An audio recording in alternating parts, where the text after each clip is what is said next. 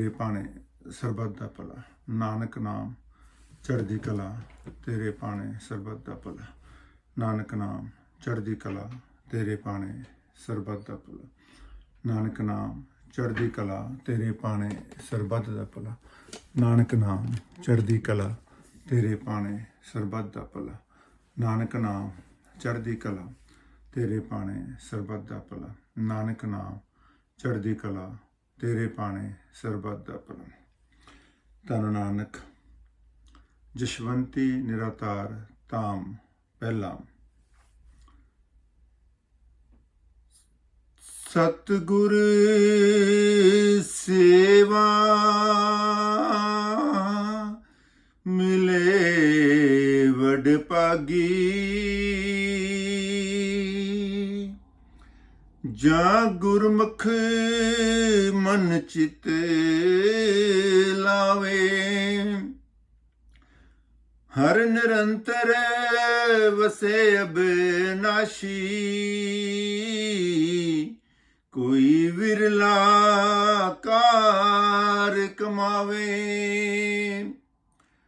ਹਰ ਦਾਸ ਜਪਿਓ ਅਨਹਦ ਬਾਣੀ, ਮਰਨ ਜਮਨ ਦੁਖ ਸਭ ਨਾਸੇ।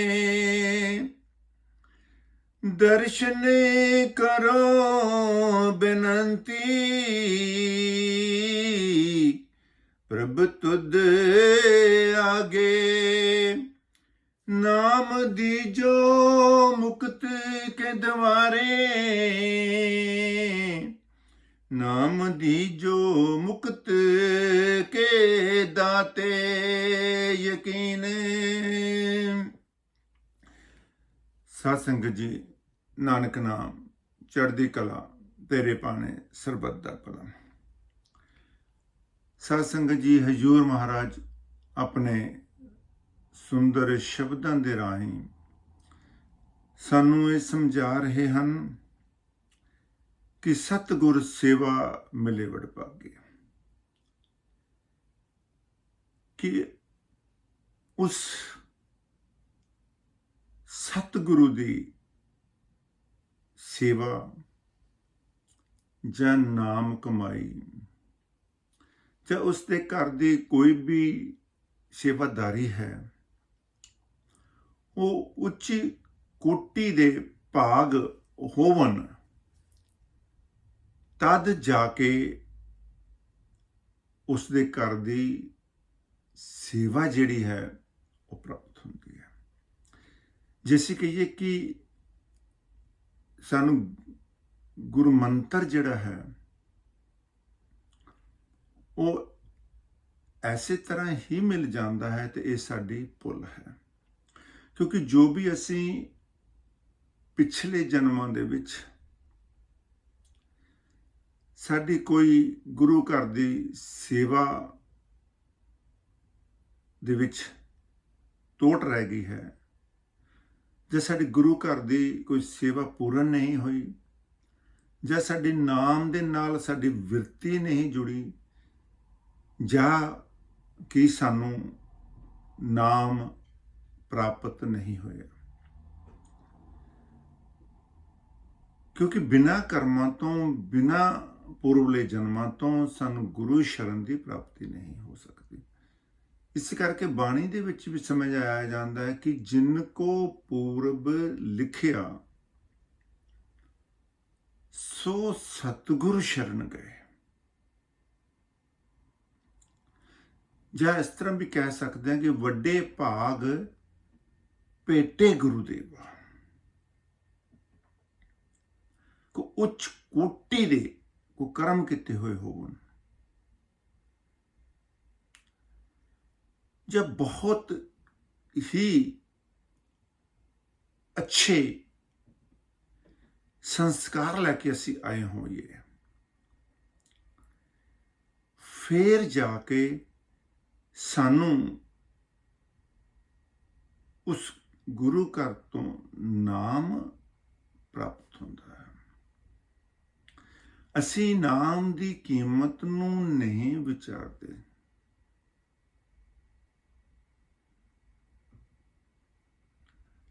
ਕਿ ਜਦ ਤੱਕ ਅਸੀਂ ਉਸ ਨਾਮ ਦੀ ਜਿਹੜੀ ਕੀਮਤ ਹੈ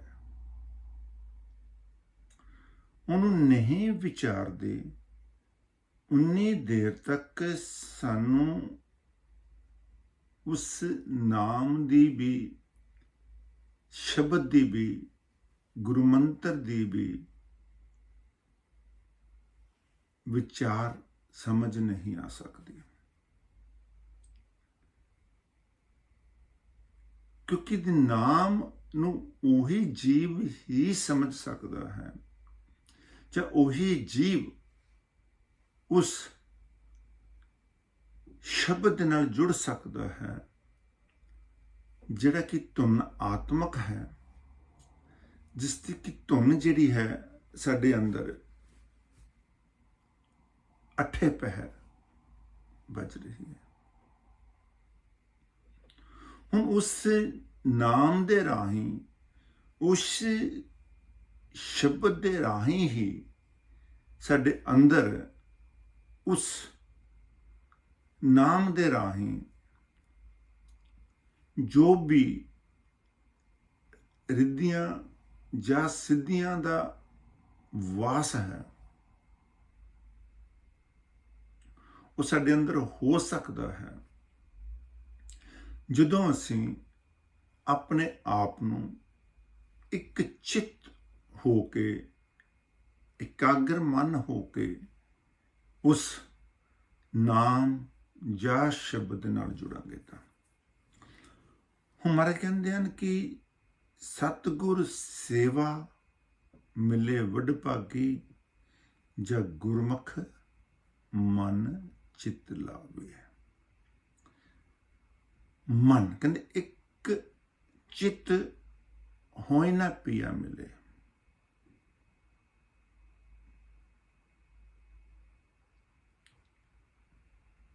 ਇੱਕ ਚਿੱਤ ਹੁੰਦਾ ਤੇ ਪਤੀ व्रत कैसे पावे। चंचल मन दै दिश फिरे, तो पिया कैसे पावे। हम मारे कहते कि मन चित लावे, गुरमुख जीव दास, जिसका मन जिहड़ा है, जिसका ध्यान जिहड़ा है अपने गुरु दे नाल जुड़िया होया है। ये जिहड़ा मन है, जे ये मन साडा टिकिया ही नहीं है, टिकदा ही नहीं है, ये इधर इधर ही भटक रहा है, ते सानू उस गुरु दे घर दी सेवा दा ਜਾਂ ਗੁਰੂ ਦੇ ਦਰਸ਼ਨ ਦਾ ਵੀ ਭਾਗਿਆ ਪ੍ਰਾਪਤ ਨਹੀਂ ਹੋ ਸਕਦਾ।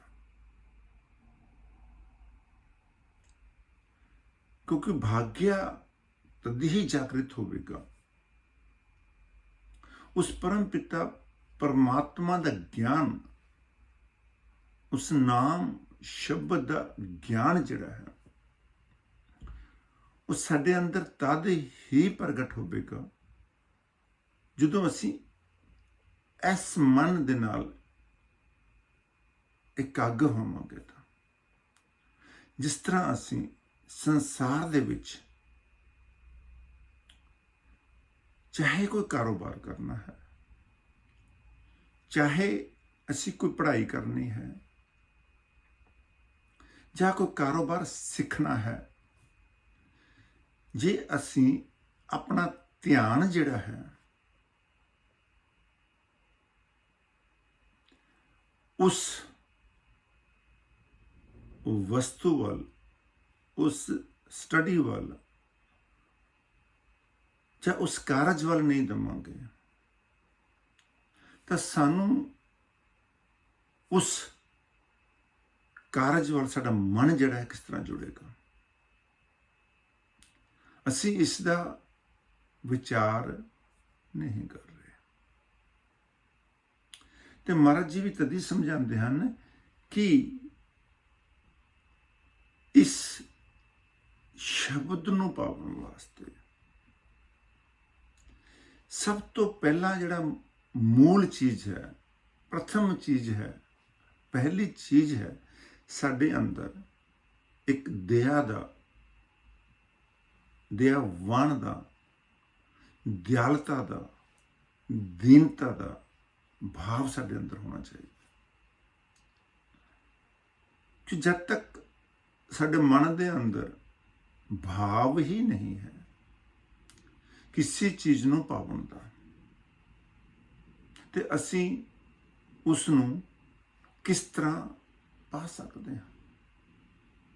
ਤੇ ਮਹਾਰਾਜ ਜੀ ਜੋ ਹਨ, ਇਸ ਕਰਕੇ ਜੋ ਸਾਨੂੰ ਸਮਝਾਉਂਦੇ ਹਨ, दया धर्म का मूल है,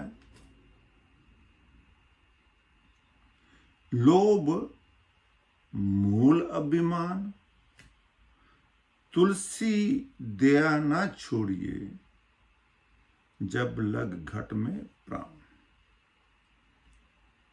हमारे कहते दया धर्म का मूल है।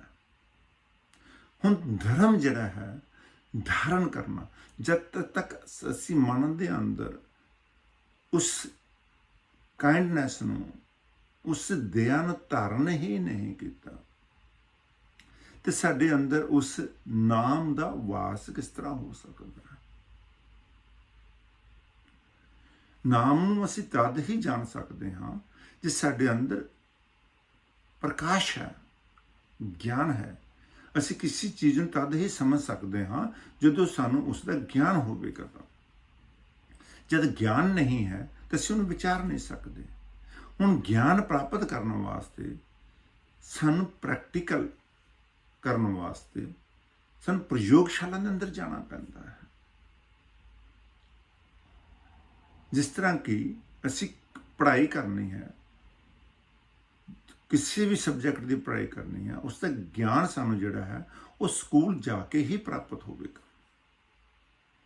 जब तक असी स्कूल दे अंदर नहीं जाते, ਜਾਂ स्कूल दे विच नहीं जुड़ते, ਜਾਂ स्कूल दे विच टीचर दे नाल नहीं बैठते, उन्नी देर तक साडे अंदर उसका ज्ञान प्राप्त नहीं हो सकता। इसे तरह ही साडे अंदर सब तो पहला जिहड़ा दया ਦਾ ਭਾਵ ਹੈ ਉਹ ਅੰਦਰ ਜਾਗਰਿਤ ਹੋਵੇਗਾ, ਤਦ ਹੀ ਅਸੀਂ ਆਪਣੇ ਲੋਭ ਤੋਂ ਛੁਟਕਾਰਾ ਪਾ ਸਕਦੇ ਹਾਂ। ਕਿਉਂਕਿ ਜੇ ਸਾਡੇ ਅੰਦਰ ਲੋਭ ਹੀ ਲੱਗਾ ਹੋਇਆ ਹੈ, ਕਿਸੇ ਵੀ ਚੀਜ਼ ਦਾ ਲੋਭ ਹੈ, ਉਹਦੇ ਨਾਲ ਸਾਡੇ ਅੰਦਰ ਇੱਕ ਅਹਿਮ ਦੀ ਵ੍ਰਿਤੀ ਬਣ ਜਾਂਦੀ ਹੈ। ਕਹਿੰਦੇ ਲੋਭ ਮੂਲ ਅਭਿਮਾਨ ਹੈ। ਚਾਹੇ संसारिक वस्तुआं हैं, चाहे आध्यात्मिक वस्तुआं हैं, जद तक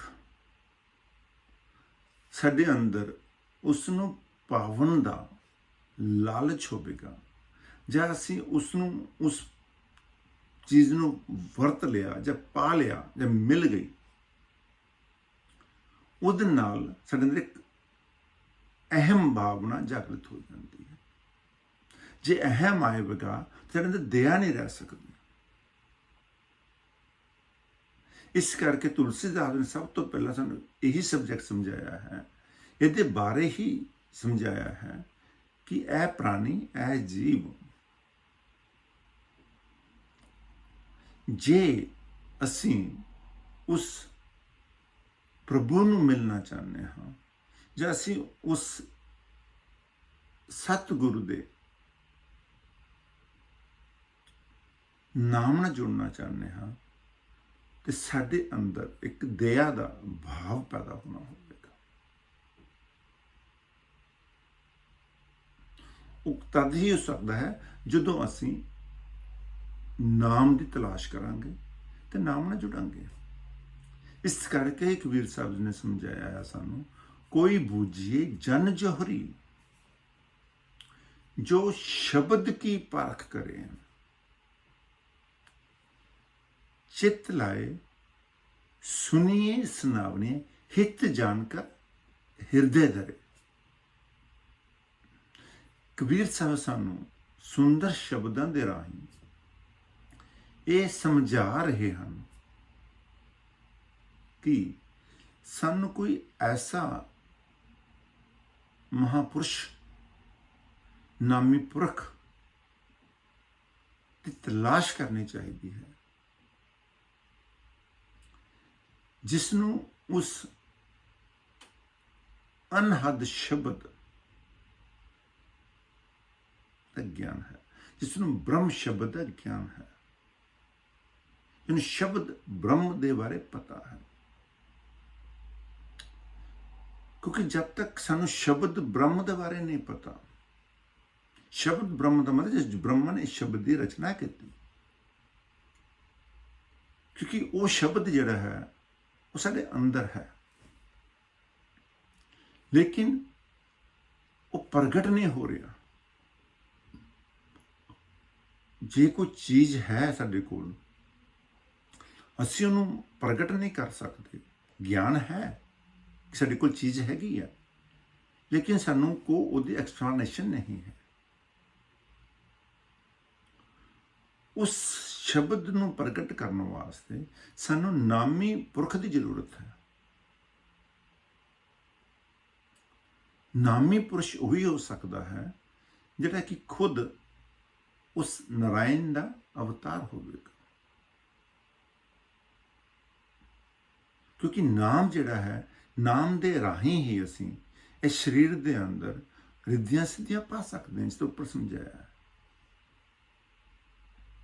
कि नौ निध अमृत प्रभ का नाम, देही में इसका विश्राम। ਹੁਣ ਕਬੀਰ ਸਾਹਿਬ ਨੇ ਕਿੰਨੇ ਸੁੰਦਰ ਸ਼ਬਦਾਂ ਨਾਲ ਸਮਝਾਇਆ, ਔਰ ਬਾਣੀ ਦੇ ਵਿੱਚ ਮਹਾਰਾਜ ਨੇ ਕਿੰਨੇ ਸੁੰਦਰ ਸ਼ਬਦਾਂ ਨਾਲ ਸਮਝਾਇਆ ਕਿ ਨੌ ਨਿਧ ਅੰਮ੍ਰਿਤ ਪ੍ਰਭ ਕਾ ਨਾਮ, ਕਿ ਨੌ ਨਿਧਾਂ ਜਿਹੜੀਆਂ ਹਨ ਤੇ ਅਸ਼ਟ ਮਹਾਸਿੱਧੀਆਂ ਜਿਹੜੀਆਂ ਹਨ, ਉਹ ਸਾਰੀਆਂ ਹੀ ਸਾਰੀਆਂ ਐਸੇ ਸਰੀਰ ਦੇ ਅੰਦਰ ਹਨ, ਪਰ ਉਹ ਪ੍ਰਗਟ ਉਦੋਂ ਹੋਣਗੀਆਂ ਜਦੋਂ ਸਾਨੂੰ ਅੰਮ੍ਰਿਤ ਨਾਮ ਜਿਹੜਾ ਹੈ ਉਹ ਪ੍ਰਾਪਤ ਹੋਵੇਗਾ। ਕਿਉਂਕਿ ਜਿਹੜਾ ਅੰਮ੍ਰਿਤ ਹੈ, ਜਿਹੜਾ ਜੀਵ ਉਸ ਅੰਮ੍ਰਿਤ ਨੂੰ ਚੱਖ ਲੈਂਦਾ ਹੈ, ਉਹ ਸਦਾ ਦੇ ਲਈ ਅਮਰ ਹੋ ਜਾਂਦਾ ਹੈ।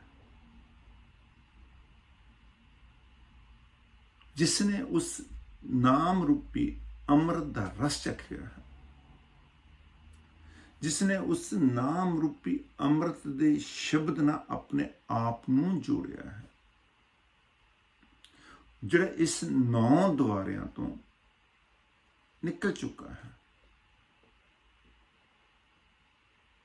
ਉਸ ਨੂੰ ਹੀ ਉਸ ਅੰਮ੍ਰਿਤ ਰੂਪੀ ਸ਼ਬਦ ਜਿਹੜਾ ਹੈ ਉਸ ਦਾ ਗਿਆਨ ਹੋ ਸਕਦਾ।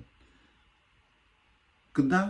ਕਹਿੰਦੇ ਹਰ ਨਿਰੰਤਰ ਵਸੇ ਅਬਿਨਾਸੀ, ਕੋਈ ਵਿਰਲਾ ਕਾਰ ਕਮਾ। ਹੁਣ ਜੇ ਅਸੀਂ ਮਹਾਰਾਜ ਦਰਸ਼ਨ ਦਾਸ ਜੀ ਦੀ ਇਸ ਰਚਨਾ ਨੂੰ ਵਿਚਾਰੀਏ, ਕਿ ਉਹ ਜਿਹੜਾ ਅਬਿਨਾਸ਼ੀ ਪੁਰਖ ਹੈ ਉਹ ਸਾਡੇ ਅੰਦਰ ਹਮੇਸ਼ਾ ਵਸ ਰਿਹਾ ਹੈ। ਪਰ ਕਹਿੰਦੇ ਹਰ ਨਿਰੰਤਰ, ਹਰੀ ਨਿਰੰਤਰ ਜਿਹੜਾ ਹੈ, ਹਰੀ ਮੀਨੂ ਪਰਮਾਤਮਾ, ਨਿਰੰਤਰ ਲਗਾਤਾਰ ਵਸੇ ਅਬਿਨਾਸ਼ੀ, ਜਿਹਦਾ ਕਿ ਕਦੀ ਨਾਸ਼ੀ ਨਹੀਂ ਹੈ। ਜਿੰਨੀ ਦੇਰ ਤੱਕ ਉਹ ਅਬਿਨਾਸ਼ੀ ਪੁਰਖ ਦੀ ਸਾਨੂੰ ਤਲਾਸ਼ ਨਹੀਂ ਹੈ, ਸਾਨੂੰ ਗਿਆਨ ਨਹੀਂ ਹੈ, ਜਿਹੜਾ ਕਿ ਸਾਡੇ ਅੰਦਰ ਵਸ ਰਿਹਾ ਹੈ, ਤੇ ਅਸੀਂ ਕਿਸ ਤਰ੍ਹਾਂ ਉਸ ਸ਼ਬਦ ਨੂੰ ਵਿਚਾਰ ਸਕਦੇ ਹਾਂ, ਉਸ ਨਾਮ ਨੂੰ ਵਿਚਾਰ ਸਕਦੇ ਹਾਂ। ਪਰ ਮਹਾਰਾਜ ਕਹਿੰਦੇ ਹਨ ਕਿ ਕੋਈ ਵਿਰਲਾ ਕਾਰ ਕਮਾਵੇ, कोई विरला आदमी है, कोटन में कोई एक, कोई एक जीव करोड़ों के विचों है जिहड़ा कि उस नाम रूपी शब्द की कमाई करता है, चाहे उस नाम रूपी शब्द को विचारता है, चाहे उस नाम रूपी शब्द नाल जुड़िया होया है। पर वो कहते हैं कि वो कोई ਵੱਡੇ ਭਾਗਾਂ ਵਾਲਾ ਕੋਈ ਹੋਵੇਗਾ, ਜਿਸਦੇ ਭਾਗ ਉੱਚ ਹੋਣਗੇ, ਉੱਚ ਕੋਟੀ ਦੇ, ਜਿਸਨੇ ਕਰਮ ਕਰਕੇ ਸੰਸਾਰ ਦੇ ਵਿੱਚ ਜਨਮ ਲਿੱਤਾ ਹੋਵੇਗਾ, ਉਹ ਜੀਵ ਹੀ ਉਸ ਗੁਰੂ ਦੀ ਸੇਵਾ ਦੇ ਅੰਦਰ ਜਾ ਸਕਦਾ ਹੈ, ਜਾਂ ਲੱਗ ਸਕਦਾ। ਜਿਸੇ ਕਹੀਏ ਕਿ ਅਸੀਂ ਗੁਰੂ ਦੀ ਤਲਾਸ਼ ਕਰ ਲਵਾਂਗੇ, ਇਹ ਸਾਡੇ ਵੱਸ ਦੀ ਗੱਲ ਨਹੀਂ ਹੈ, ਕਿਉਂਕਿ ਅਸੀਂ ਗੁਰੂ ਦੇ ਕੋਲ ਜਦੋਂ ਜਾਂਦੇ ਹਾਂ, ਅਸੀਂ ਆਪਣੀਆਂ ਹੀ ਨਜ਼ਰੀਏ ਨਾਲ ਉਸ ਨੂੰ ਦੇਖ ਰਹੇ ਹਾਂ, ਜਾਂ ਜੈਸੇ ਵੀ ਸਾਡੇ ਮਨ ਦੇ ਅੰਦਰ ਵਿਚਾਰ ਹਨ, ਜਾਂ ਸਾਡੀ ਜੈਸੇ ਵੀ ਮਨ ਦੀਆਂ ਭਾਵਨਾ ਹਨ, ਅਸੀਂ ਉਹਨਾਂ ਸ਼ਬਦਾਂ ਦੇ ਰਾਹੀਂ ਹੀ,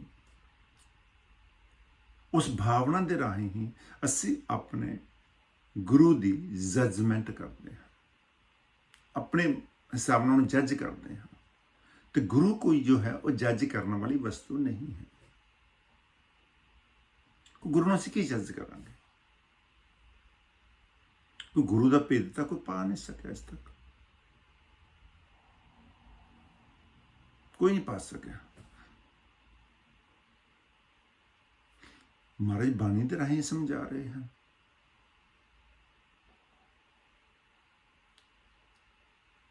संत की महिमा कौन बखाने, अगाध बुत मत कुछ न जाने।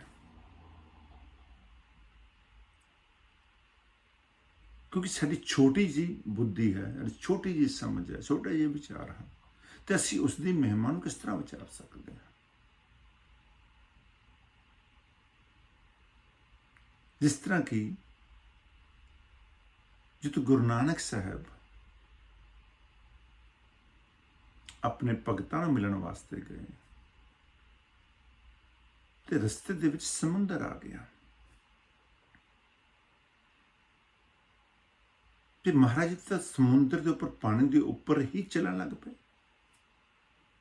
हुण जो कोई आम जीव को देखेगा, की समझेगा, इस तरह विचार करेगा।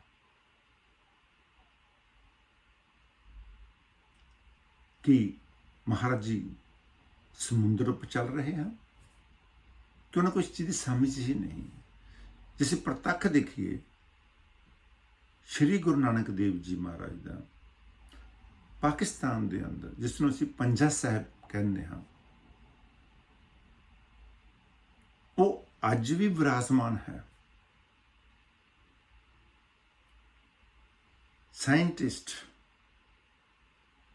बड़े बड़े विज्ञान लोग वो समझ नहीं सके कि इस पत्थर के उत्ते उन्होंने का पंजा जो है किस तरह छप गया है। जैसे आम जीव गल करिए, कोई आम जीव किसी पत्थर को चकता है या पत्थर को टच करता है, क्या उसके उत्ते उसका पंजा बनता है? नहीं बनता। कि महाराज जी ने इतनी ऊपर से पहाड़ी से जब बलि गंधारी ने ऊपर से फेंका, तो कितना उसका वेग होगा, कितनी उसकी रफ्तार होगी। तो मारे ने तो ऐसे ही उसको हाथ से थाम लिया। तो क्या हम इसको समझ सकते हैं? इसलिए संतों को समझना हमारे बस की बात नहीं है, उनको हम नहीं विचार सकते।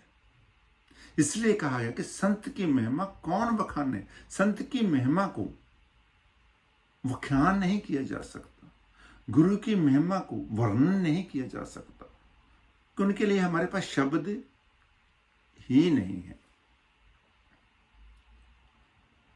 कि जब तक हम उसको विचारते नहीं, तो इसलिए हमारा ने कहा कि उसको विचारने के लिए, उसको जानने के लिए हमें उस परम पिता परमात्मा का, हरि का दास बनना पड़ेगा। दास का मतलब नम्रता। हमारे अंदर एक सॉफ्टनेस आनी पड़ेगी। हमारे अंदर सॉफ्टनेस नहीं है, हमारे मन से प्यार नहीं है। प्यार आपने किसको करना है? पहले तो हम अपने आप को ही प्यार करें। जब तक हम अपने आप को ही प्यार नहीं करते तो हम दूसरों को प्यार नहीं कर सकते। कुछ जब हमारे पास जो होगा वही तो हम देंगे। जो हमारे पास है ही नहीं है, आप देंगे कहां से? अगर आपके अंदर दया है, प्रेम है, सत्य है, आप सच के साथ जुड़े हुए हो, सत्संग के साथ जुड़े हुए हो, तब ही हम किसी को उसके बारे में बता सकते हैं। जब हमको खुद ही नहीं मालूम कि सत्संग किसको कहते हैं, नाम क्या चीज है, गुरु की महिमा क्या है, प्रेम क्या है, तो हम कैसे किसी को बता सकते हैं? इसलिए महाराज जी ने कहा है कि अगर हम उस नाम को समझना है, उस नाम को याद करना है, जब उसकी महिमा को समझना है, तो हमको उसका जो शब्द है उसको जप करना पड़ेगा। हर दास जपियो अनहद बानी। जब हम ये जपेंगे, इसका ध्यान करेंगे, तो क्या होगा? मैंने कहते हैं कि मरण जमन दुख सब नस जाए। हुन महाराज कहते हैं मरण और जन्म। हुन एक तरफ हम कहते हैं कि जन्म मरण तो शरीर का होता है,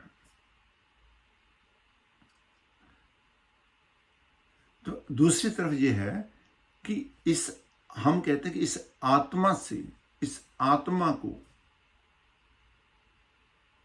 विचार करके उससे मुक्त होना है। जैसे पहले भी समझाया था कि जब तक हम उस नाम के साथ मन रूपी शब्द के साथ उसके साथ नहीं जुड़ते, मन को नम करके, नम के साथ उस नाम के साथ नहीं जुड़ते, कहते हर दास जपियो अनहद बानी। वाणी मतलब शब्द जो आकाशवाणी है, जो हमारे सबके अंदर वास करती है। ऐसा कोई जीव नहीं है संसार में जिसके अंदर वो जो अनहद वाणी है उसका वास नहीं है। वास तो है, पर हमको प्रकट करना नहीं आता। जैसे कि गैस तो है, अग्नि है, अग्नि से आप कितना कुछ कर सकते हो। अग्नि से अगर हम चाहें तो हम उसके ऊपर हम रोटी सेक सकते हैं, सर्दी में उसका आनंद मान सकते हैं। अग्नि से घर में प्रकाश कर सकते, दीपक रूपी अग्नि से, या कैंडल लिट से कर सकते हैं, या ज्योत से कर सकते हैं। उससे हमारे अंदर क्या होता है? प्रकाश पैदा होता है। अगर वही अग्नि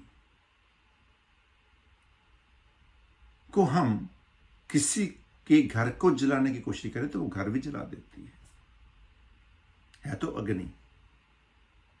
अग्नि तो अग्नि है, पर वो हमारे ऊपर निर्भर करता है कि हमने उससे क्या प्राप्त करना है। तो वही महाराज कहते हैं कि जो अनहद शब्द हमारे अंदर है उसको प्रकट करने के लिए हमें वर्णात्मक शब्द की जरूरत है। वर्णात्मक शब्द के बिना हम उस अनहद शब्द को नहीं जोड़ सकते। जैसे पहले समझाया कि अग्नि तो है, माचिस है, लेकिन माचिस में अग्नि तो है। उस अग्नि को पाने के लिए उस माचिस को रगड़ना पड़ता है, वो बाहर से रगड़ना पड़ता है। माचिस है, बॉक्स है, दोनों बाहर हैं, दोनों को रगड़ना पड़ेगा, लेकिन जो उसके अंदर अग्नि है वो रगड़ने से प्रकट होगी। फिर हम उस अग्नि से आनंद हासिल कर सकते हैं। इसी प्रकार जो अनहद शब्द हमारे अंदर चल रहा है, जो अविनाशी पुरुष का शब्द चल रहा है, जब तक हम उस अविनाशी पुरुष के शब्द को, अनहद वाणी को वर्णात्मक शब्द के साथ नहीं जोड़ते, क्योंकि एक राम तो अंदर है, एक राम बाहर। कबीर साहब ने राम को 4 भागों में बांटा है। एक राम दशरथ का बेटा, एक राम घट घट में लेटा, एक राम का जगत पसारा, एक राम सब जग से न्यारा। राम तो एक ही है।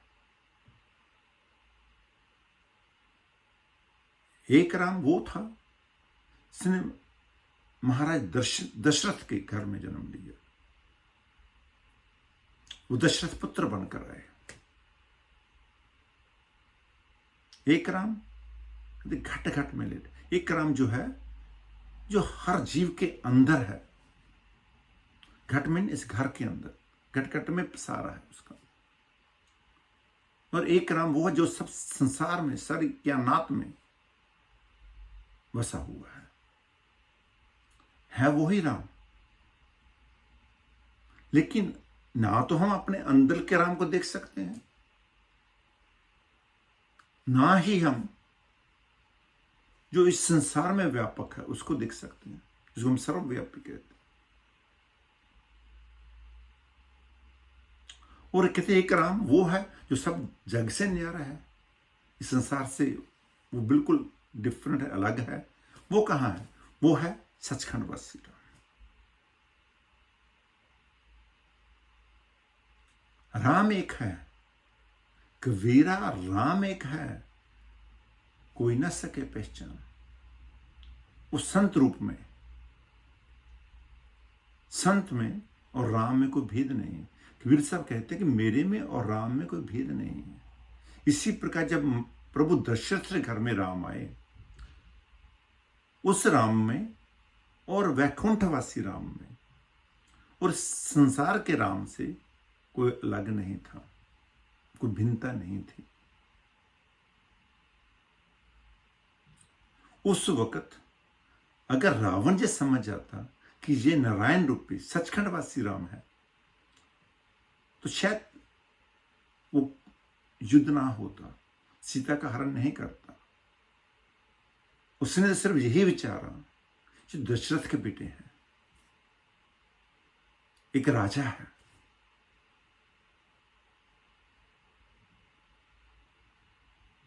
जिन्होंने उसको सर्वव्यापी माना, दयालु कृपालु माना। जैसे भीलनी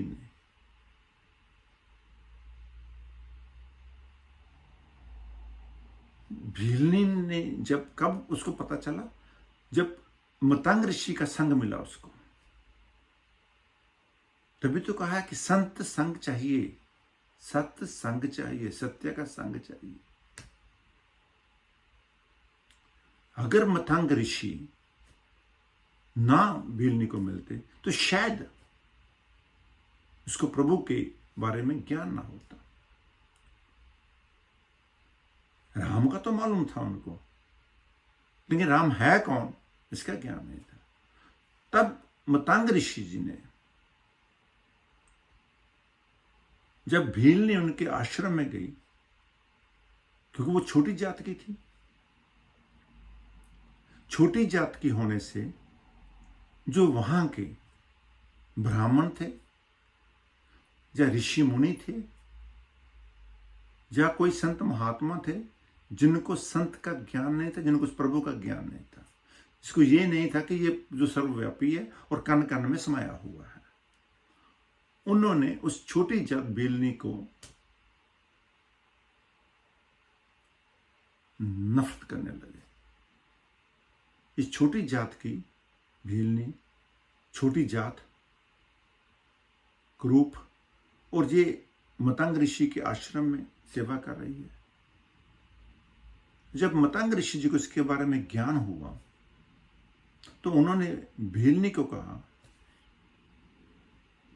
कि ऐ बेटी, ऐ देवी, अगर तुम उस प्रभु को पाना चाहते हो, उसको देखना चाहते हो, तो इसी रास्ते से प्रभु गुजरेंगे और आप इस रास्ते में उनको ढूंढ सकते हो, पा सकते हो। यही एक रास्ता है और आप राम राम का जप कीजिए, राम राम का सिमरन कीजिए। तो उसने क्या विचारा, उसने मतंग ऋषि आश्रम जी का आश्रम जो था उसको छोड़कर एक छोटी सी कुटिया उसी रास्ते में बना ली, क्योंकि उनको विश्वास हो गया कि महर्षि ने, मतंग ऋषि जी ने जो उनको कहा है कि वो सत्य है, कि यहां से प्रभु राम गुजरेंगे। कि विश्वास, उसके मन के अंदर विश्वास था।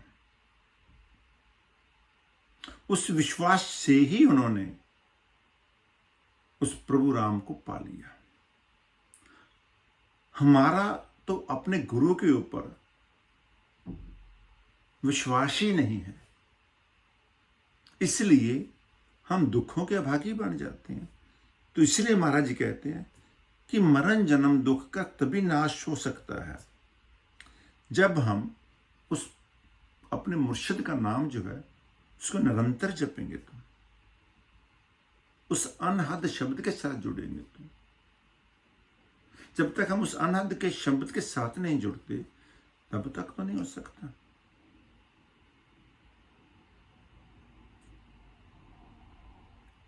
बानी दे राहें समझाया जाता है, माया मोह भरम पो काटे, संत शरण जो जन आवे, जैसा मनोरथ कर आराधे, तैसा संतन ते पावे। जब हम महापुरुषों के शब्दों के ऊपर विचार नहीं करते और अपने गुरु के भाने में नहीं रहते, अपने गुरु के वचनों के ऊपर विश्वास नहीं रखते, तो हमको कैसे वो उच्च पद मिल सकता है जो भीलनी को प्राप्त हुआ। जन नानक उत्तम पद पाया, जब सतगुरु ली बुलाई। जीव को तभी ही इस संसार में जाना जा सकता है जब उसकी पदवी ऊंची हो।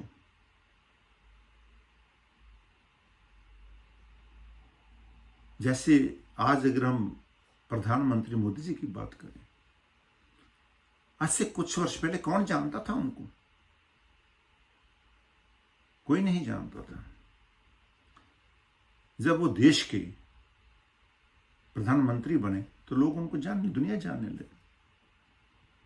ऐसे ही अगर जीव उस सच्चे नाम के साथ जुड़ जाएगा तो उसका वो एक भक्ति के रूप में, भक्ति के सागर में समा जाएगा, तो उसके ईश्वर के घर में भी पहचान हो जाती है।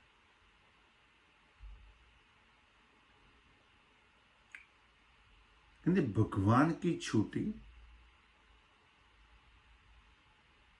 भगत से न छूटे, भगत की बांधी भगवान से न छूटे, और भगवान की बांधी भगत छुड़ाए।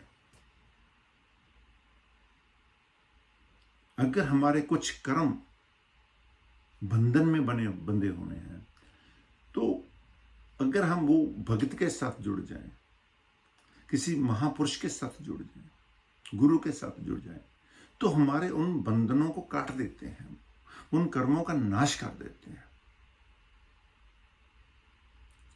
लेकिन अगर संत जब गुरु किसी को कुछ शब्द कह दे तो भगवान में भी इतनी ताकत नहीं है कि वो उनके शब्दों को काट दे। तभी तो कहा है 3 लोक नवखंड में गुरु ते बड़ा ना कोई, करता करे न कर सके गुरु करे सो होए। हुण विचारो, कबीर साहब समझा रहे 3 लोक 9 खंड। 3 लोक कौन से हैं? पताल लोक, पृथ्वी लोक, आकाश लोक, जिसको स्वर्ग लोक कहा जाता है।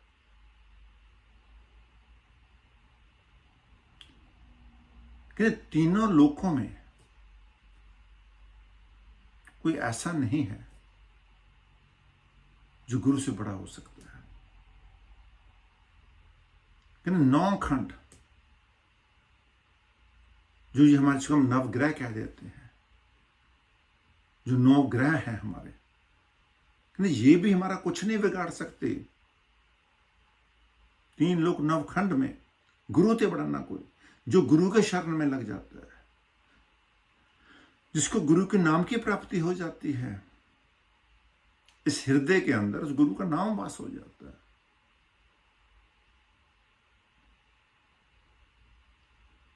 तो उस जीव को ये जो 9 ग्रह हैं, ये भी कुछ नहीं उसका बिगाड़ सकते।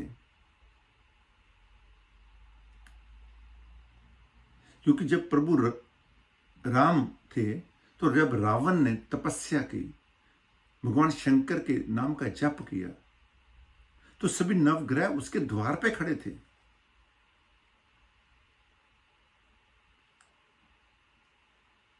तो ऐसे ही जब संत महापुरुष धरती पे आते हैं तो 9 जो खंड ब्रह्मांड है,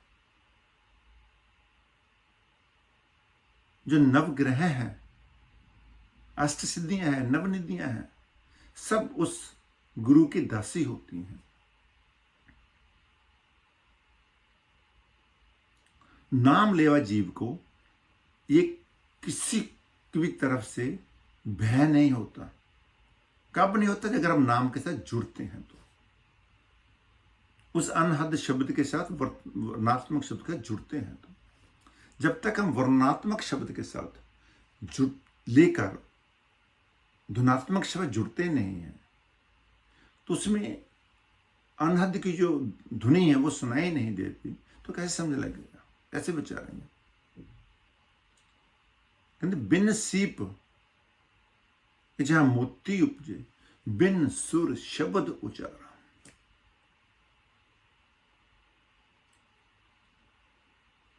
कैसा उसका भेद होगा, कैसा उसका मर्म होगा। मर्म हो तो जाने ऐसा देश है हमारा, जहां क्या है? बिन सीप के मोती उपजे, बिन सुर शब्द उचारा। जो हमारे अंदर अनहद शब्द बज रहा है, अनहद शब्द सुनाई दे रहा है, तो कौन सा सुर है, कौन सी ताल है उसकी? तो कोई सुर है ही नहीं, लेकिन वो चल रहा है 24 घंटे हमारे अंदर। जैसे कि बिना सिप्पी के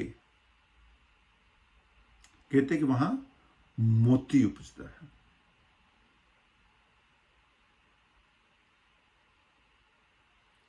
बिन सीप जहां मोती उपजे। दूसरी बात ये भी समझाया जाता है, बिन भाद्र बजरिया चमके, बिन सूरज उजियारा। किस देह के अंदर तो अंधकार है, वहां कौन सी बिजली जा रही है, कौन से बादल गरज रहे हैं? जैसे जब बाहर के बादल आकाश मंडल में, जब आकाश में बादल जब गरजते हैं, जिसको हम बिजली कड़कते कहते हैं, वो आपस में टकराते हैं, उनकी वाइब्रेशन जो है, तो जाके वहां से बिजली गरजती है, तो हमको पता चलता है कि बिजली है। लेकिन इस शरीर के अंदर वो कहां से तापमान है, वो किस चीज का तापमान है हमारे अंदर, किस चीज का प्रकाश है जो हम देखना चाहते हैं, जो हमारे अंदर प्रकाश है, वहां तो कोई बिजली नहीं है, कोई सूरज नहीं है, लेकिन प्रकाश तो है इसके अंदर। ऐसा है उस ईश्वर की कृपा का स्थान ये शरीर जो है, सब कुछ जो इसके घर के अंदर है। लेकिन इसके अंदर घर के हम पहचानते नहीं है, विचारते नहीं है, तो कैसे पता चलेगा हमको? जहां कुछ शब्द जो गरज रहा है, जो चल रहा है, जिसको हम निरंतर शब्द कह रहे हैं, अनहद बाणी कह रहे हैं, उस हरि का नाम जो हर हर नाम निरंतर बसे, ताकि महिमा गणी न जाए। जो उसका नाम है, जो लगातार शरीर के अंदर चल रहा है, उसकी महिमा हम क्या बयान कर सकते हैं?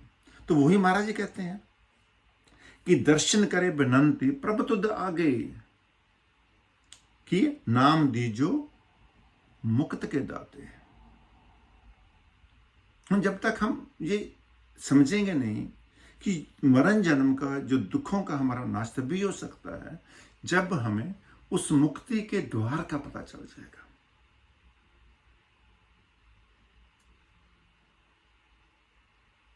तो यहां पे है सब कुछ।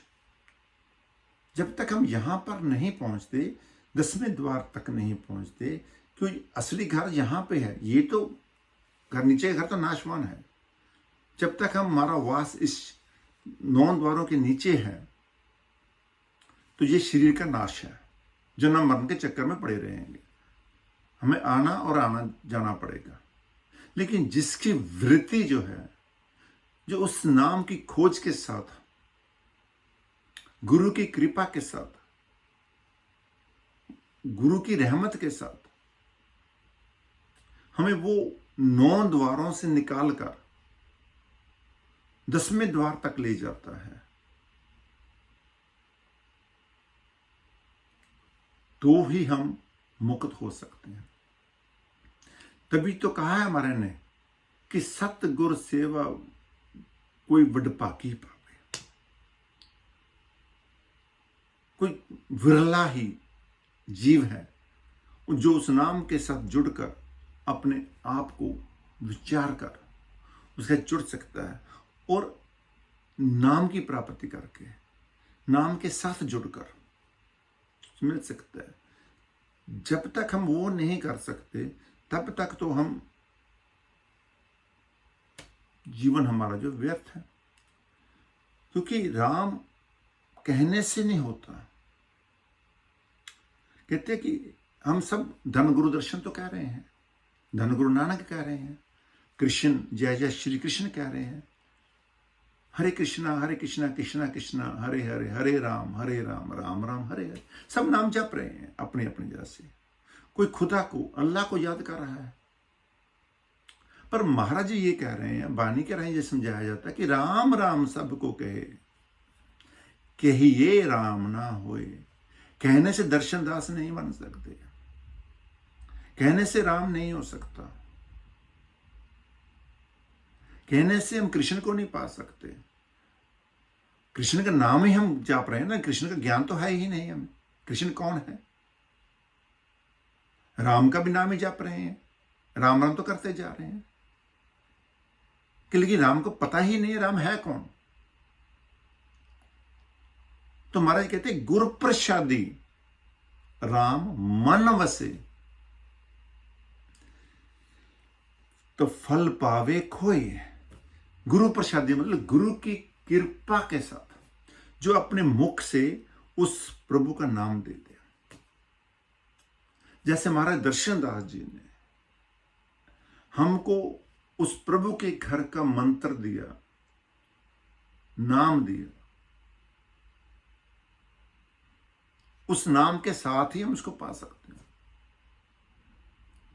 ऐसे ही जो हम धन नानक तो कहते हैं, धन दर्शन कहते हैं, लेकिन उस दर्शन को जानना तो पड़ेगा, नानक को जानना पड़ेगा।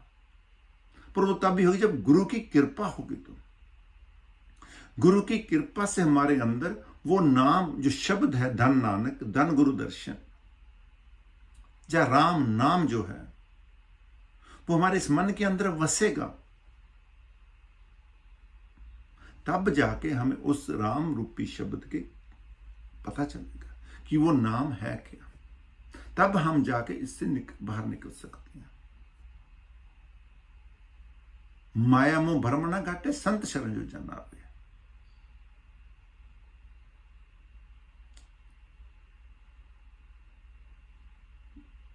उस जीव को दुख नहीं व्यापता, कोई कष्ट नहीं उसको आता, जिसके अंदर गुरु का मंत्र इस हृदय अंदर वास हो जाए। लेकिन नाम ना जप्यो बेमुल्ला उम्र गवाई। ये हमारा जो मूल्यवान समय है, जो ये हमारे समय मिला है हमको, ये जीव मिला है, ये जीवन मिला है, इसको हम व्यर्थ गवाते जा रहे हैं। जब तक हम उसको नहीं समझेंगे तब तक हम उसको नहीं विचार सकते। हम ये भूल जाएं कि हमारा अजर और अमर हो सकते हैं, जब हम इस संसार में रह सकते हैं। हम भी उन क्यू में लगे हुए हैं, हम भी उस लाइन में लगे हुए हैं जिसको कबीर साहब कह रहते हैं, माली आवत देखकर कलियन की पुकार, खिली खिली चुन ली कल हमारी बार।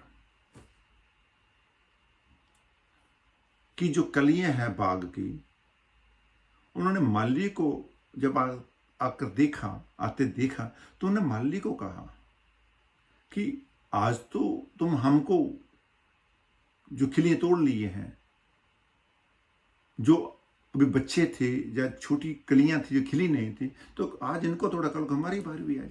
इसीलिए ये जग जो है चलने वाला है। आज हमारे सब चले गए हैं, हमारे बड़े बुजुर्ग, हम लोग अपने आंखों से देखते जा रहे हैं, लेकिन हम भी तो इसी लाइन में हैं, कल को हमारी भी तो बारी है।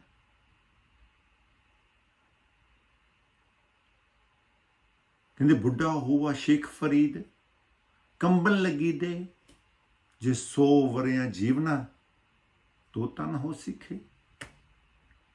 फरीद साहब कह रहे हैं, समझा रहे हैं हमको, ये बूढ़े हो गए हैं हम, हमारे इस देह में, इस शरीर में ताकत नहीं रही, निखम रही है। कहते अगर हम 100 वर्ष भी जी लेंगे, लेकिन 100 वर्ष के बाद भी तो हमारी मृत्यु है, इस संसार को छोड़ना पड़ेगा। और वही महाराज जी समझा रहे हैं कि जन्म मरण दुख सब नासे, कब? जब हरदास जपियो अनहद बानी। जब हम उस नाम के साथ जुड़ जाएंगे, तब हमारा जो जन्म और मरण है वो छूट जाएगा। और महाराज ये समझा रहे हैं कि ये जो सेवा है, जो गुरु के दर्शन होते हैं, जो नाम की प्राप्ति को उच्च कोटि के उच्च भाग्य हो तो जाके नाम की प्राप्त होती है, नहीं तो ये ऐसे नहीं मिल जाता। अगर यही हम इसको विचारना है, अगर हम इस संसार में सुख चाहते हैं, दुखों से छुटकारा चाहते हैं, तो हमें अपने आप की पहचान करनी पड़ेगी, अपने आप की तलाश करनी पड़ेगी। जब तक हम अपने आप की तलाश नहीं करते, तब तक तो नहीं हो सकता। तो यही आज का महाराज के विचार है। महाराज ने इसलिए कहा कि ये, इसका नाम यशवंती निराधार धाम पहला है, कि ये यशवंती उस परमात्मा के यश इस वाणी में गाया जाता है। महाराज की वाणी में ईश्वर का यश है, नाम की महिमा है। अगर हम उसको विचारेंगे, यकीन ले आएंगे महाराज की वाणी के ऊपर, तो हमारा आवाजवन खत्म हो जाएगा। सो यही आज का महाराज जी का संदेश है। बाकी कल को जो महाराज का संदेश होगा वो आपको दे दिया जाएगा। सो नानक नाम चढ़दी कला, तेरे भाने सरबत का बलम।